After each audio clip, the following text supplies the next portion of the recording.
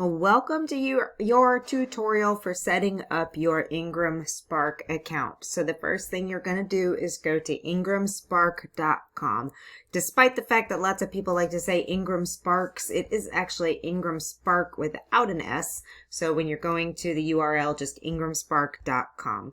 You're going to find this create account at the very top of the page. And this part is the easiest thing you'll do along the way.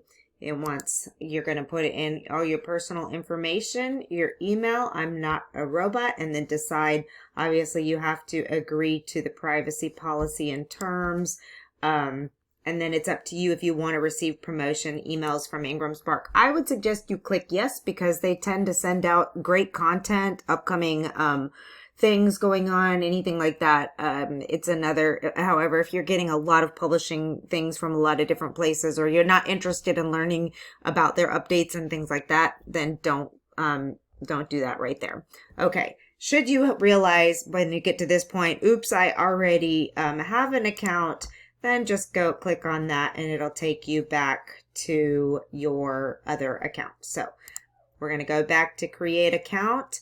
I'm going to put in all of the information and then I will meet you back on the next screen.